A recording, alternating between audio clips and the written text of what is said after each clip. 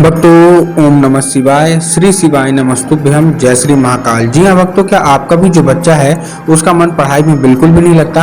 आप लोग बहुत ज़्यादा परेशान हैं उसकी पढ़ाई को लेके कि आखिर हमारा जो बच्चा है पढ़ता क्यों नहीं है। हम बहुत ज़्यादा प्रयास कर रहे हैं कि हमारा जो बच्चा है पढ़े, लेकिन हमारा जो बच्चा है वो दूसरे कामों में लग जाता है, लेकिन जब बात पढ़ाई की आती है तो दूर भागता है। हमको समझ में नहीं आता कि आखिर हम ऐसा क्या करें ताकि जो हमारा बच्चा है उसका जो मन है वो पढ़ाई में लगने लगे। आप जब भी आप अपने बच्चे को बैठाते हैं पढ़ाने के लिए तो बाकी कामों में तो चला जाएगा, खेलने कूदने चला जाएगा, घूमने चला जाएगा, लेकिन जब बात पढ़ने की आती है तो बिल्कुल भागता रहता है। बहुत ज़्यादा माता पिता जो हैं वो परेशान है कि आखिर हमारे बच्चे का भविष्य होगा क्या। तो आज का वीडियो मात्र और मात्र आपके लिए है। क्या करना है, कैसे करना है, पूरा आपको समझाने वाला हूँ। उपाय ध्यान से सुनिएगा, अच्छे से करिएगा।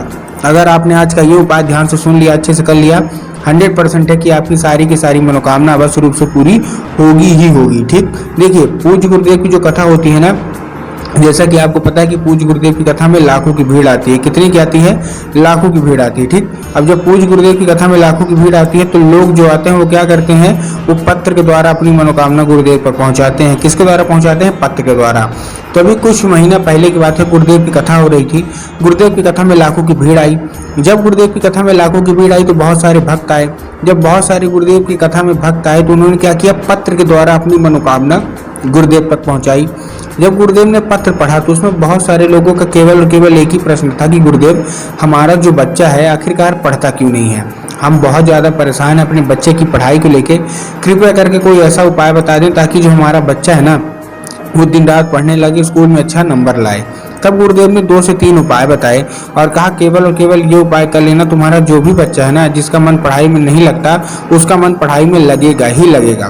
पूज्य गुरुदेव ने जब ये उपाय बताया तो लोग गए और अपने घर में क्या किया, उनकी क्या जो लोग गए और अपने घर में वो मनोकामना किए। और आप विश्वास नहीं मानोगे, मात्र 1 से 1.5 महीने के बाद गुरुदेव की कथा में वो लोग फिर से वापस आए, लेकिन इस बार उन्होंने फिर से पत्र लिखा। लेकिन इस बार का जो पत्र था ना, ये गुरुदेव के धन्यवाद के रूप में पत्र था कि गुरुदेव धन्य हो आपका, आपके द्वारा बताया गया उपाय हमने कर लिया, हमारी सारी की सारी मनोकामनाएं पूरी हो गई हैं, आपका कोटि कोटि धन्यवाद। तो देखिए, अगर आप भी, जो लोग भी मेरी आवाज़ सुन रहे हैं, समझ रहे हैं, तो अगर आप भी चाहते हैं कि आपकी सारी की सारी मनोकामनाएं पूरी हो जाए तो चलिए हम बताते हैं आपको आज की इस वीडियो में। लेकिन उससे पहले चैनल पर अगर पहली बार आए हैं और आवाज़ मेरी पहली बार सुन रहे हैं ना, तो वीडियो कर दें लाइक और चैनल को भी कर लें सब्सक्राइब, ताकि पूज्य पंडित प्रदीप जी मिश्रा के रोज नए नए उपाय जो कि मैं उनकी कथा से सुनता हूँ, श्रवण करता हूँ, सबसे पहले मैं आपको प्राप्त करा सकूँ। ठीक, तो देखिए जो हमारा पहला उपाय है वो क्या है, पान के पत्ते का उपाय है। इस उपाय को आपको अपने बच्चे से ही कराना है। इस उपाय में आपको एक पान का पत्ता चाहिए जो कि हरा होना चाहिए, कहीं से खंडित नहीं होना चाहिए, कहीं से मुरझाया हुआ नहीं होना चाहिए। इस चीज़ का आपको ध्यान रखना है। बहुत सारे लोग पान के पत्ता लेने में गलती क्या करते हैं कि वो बिना देखे सुने पान का पत्ता ले लेते हैं। तो आपको ये नहीं करना, आपको देख के लेना है, कहीं से कटा फटा तो नहीं है, कहीं से खंडित तो नहीं है, कहीं से मुरझाया हुआ तो नहीं है, ये सब चीज़ देखना है। ठीक, देख लिया। उसके बाद आपको क्या करना है, उसमें शहद का लेपन कर देना है। शहद होती है ना, बस आपको शहद का लेपन उसी पान के पत्ते में कर देना है और ये लेके आपको कहाँ पहुँच जाना है, सीधा सीधा आपको पहुँचना है शिव मंदिर। और ये उपाय आपको अपने बच्चे से ही कराना है, इस चीज़ का आपको ध्यान रहे। जितने भी माता पिता है ना, आपको स्वयं ये उपाय नहीं करना, आपको अपने बच्चे से कराना है। दे दिया, उसके बाद उसको भेज दिया शिव मंदिर। अब आपके दिमाग में क्या होगा कि हमको जाना है और सीधे शिवलिंग पे अर्पित कर देना है। नहीं, आपको शिवलिंग पे अर्पित नहीं करना। आपको कहाँ अर्पित करना है? आपको अर्पित करना है माता शोक सुंदरी की जगह पे।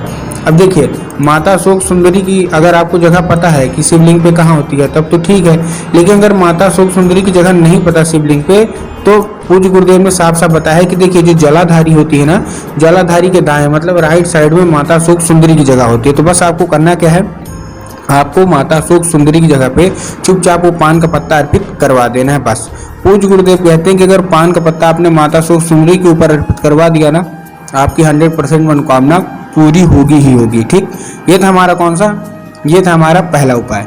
अब हम वो उपाय बताते हैं जिसको माता पिता भी कर सकते हैं। देखिए हमको भी पता है कि जो बच्चे होते हैं ना, उनका जो मन है वो पढ़ाई लिखाई में नहीं लगता, बाकी किसी काम में नहीं लगता, तो केवल और केवल क्या करते हैं, घूमते भागते हैं, कोई उपाय नहीं करते। तो जितने भी माता पिता अगर आप चाहते हैं कि हमारा जो बच्चा है पढ़ने लगे, तो चलिए हम उसका बताते हैं। इस उपाय में आपको देखिए करना क्या है, आपको लेना है एक लाल फूल। क्या लेना है? केवल और केवल आपको एक लाल फूल चाहिए, जो कि गुलाब गुड़हल जो भी आपका मन है वो ले लीजिए। ठीक, ले लिया। अब लेने के बाद आपको करना क्या है, उसमें ध्यान रखिएगा बस कहीं से मुरझाया हुआ फूल नहीं होना चाहिए। अब आपको शाम के वक्त जब आपके घर में पूजा पाठ होता है ना, तब आपको ये उपाय करना है।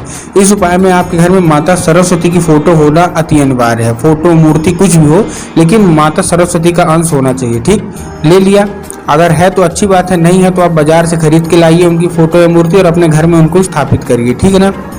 अब क्या करना है, शाम के वक्त जब आपके घर में पूजा पाठ होता है तो आपको वो लाल फूल क्या करना है, माता सरस्वती को अर्पित करना और माता से उसको औषधि के रूप में मांगना है कि माता कृपया करके हमको इसको औषधि के रूप में प्रदान करिए, हमारा जो बच्चा है वो बिल्कुल भी नहीं पड़ता। ठीक, अब क्या होगा, अब वो जो लाल फूल है ना, अब वो औषधि बन जाएगा। ठीक, तो बस आपको करना क्या है, औषधि के रूप में उसको लेना है लाल फूल को।